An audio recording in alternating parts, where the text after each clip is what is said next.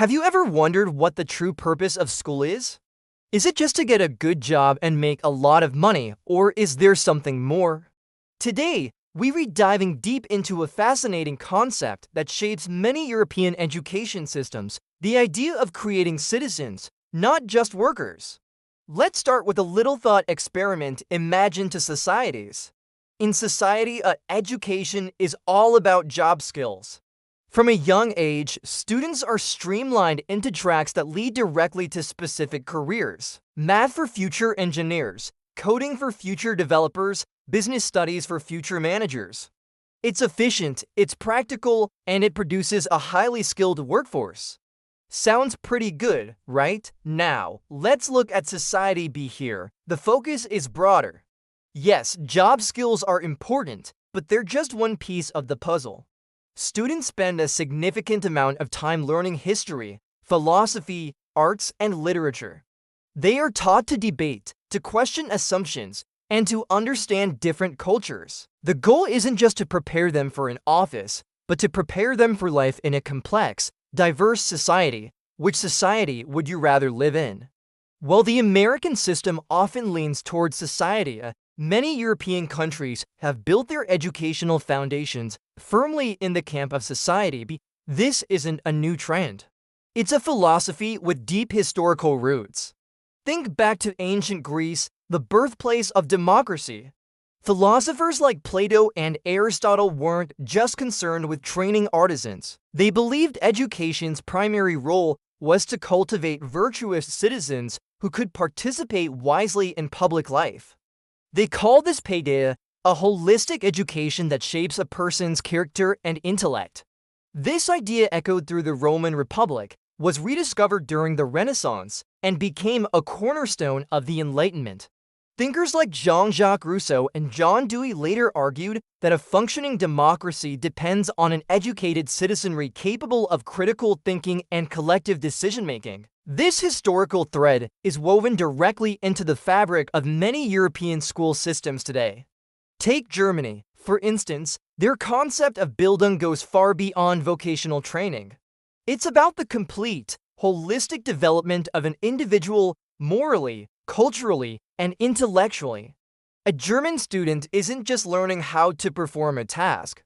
They are learning how to be a person, how to find their place in the world, and how to contribute to society in a meaningful way. This is why subjects like philosophy, ethics, and political science are often mandatory, even for students on a technical track. Similarly, in France, the emphasis on the site, or secularism, and republican values is central to the curriculum. Students are taught to be critical thinkers, to debate respectfully, and to understand their rights and responsibilities as citizens of the French Republic.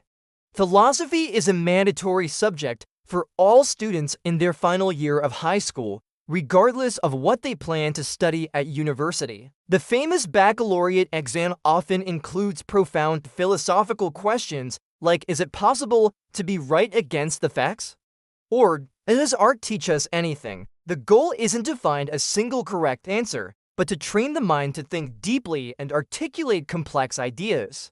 Even in the Nordic countries, known for their innovative and student-centered approaches, the goal is similar. Finland's system, consistently ranked among the best in the world, emphasizes equity, collaboration, and well-being. They believe that a happy, well-rounded child will not only become a more productive worker, but also a more empathetic and engaged citizen. They focus on teaching students how to learn and how to find reliable information, skills that are crucial for navigating the modern world and participating in a democracy. So what does this look like in the classroom? It means less emphasis on standardized testing and rote memorization and more on project-based learning, classroom debates, and Socratic seminars. It means history isn't just a list of dates and battles. It's an exploration of cause and effect, of different perspectives, and of how the past shapes our present identity. It means literature isn't just about plot summaries. It's about understanding the human condition, developing empathy, and seeing the world through someone else's eyes. You might be thinking, this all sounds lovely, but is it practical? Don't we need workers to keep the economy going? Of course, and this isn't an either-or situation. European systems, particularly Germany's renowned dual vocational training program, are excellent at preparing students for the workforce. The key difference is the belief that a strong civic education actually makes for better worker. Think about it, the modern workplace demands skills that go far beyond technical proficiency. It requires creativity, collaboration, communication, and critical thinking. An employee who can analyze a problem from multiple angles, communicate their ideas clearly, and work effectively with people from different backgrounds is incredibly valuable. These are precisely the skills nurtured by a broad, humanities-focused education. An engineer who understands history is better equipped to consider the long-term social impact of their projects. A doctor with a background in ethics can navigate complex medical dilemmas with greater wisdom and compassion. This philosophy sees education as the social glue that holds a diverse society together. In an era of political polarization, misinformation, and rapid social change, having a shared foundation of knowledge and a common set of civic values is more important than ever. When people can think critically, they are less susceptible to propaganda. When they understand their history, they are less likely to repeat its mistakes. When they can empathize with others, they are more willing to find common ground and work towards a collective good. Education, in this view, is a public good, not just a private benefit. It's an investment in the health of the democracy itself. It's about creating a society where people don't just coexist, but actively engage with one another, solve problems together, and build a shared future. It's about ensuring that when you vote, when you serve on a jury, when you participate in your community, you are doing so as an informed, thoughtful, and responsible citizen. Now, this approach isn't without its challenges. Critics sometimes argue it can be inefficient or that it doesn't adequately prepare students for the immediate demands of the global market. Debates about curriculum are constant, and every country is continually trying to find the right balance between building and Ausbildung, between holistic development and vocational training. But the core principle remains powerful. It challenges us to ask bigger questions about why we educate our children. Is it simply to fill jobs, or is it to build a better world? Is the goal a higher GDP, or a stronger, more resilient, and more humane society? The European model suggests that these two goals aren't mutually exclusive. In fact, it argues that the best way to ensure long-term prosperity is to first create thoughtful, engaged, and well-rounded citizens.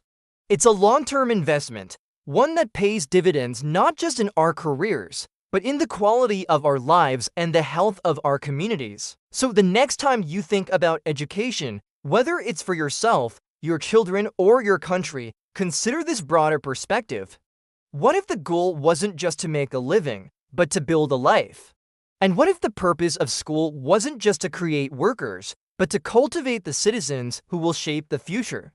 What are your thoughts on this? Do you think your education prepared you more to be a worker or a citizen?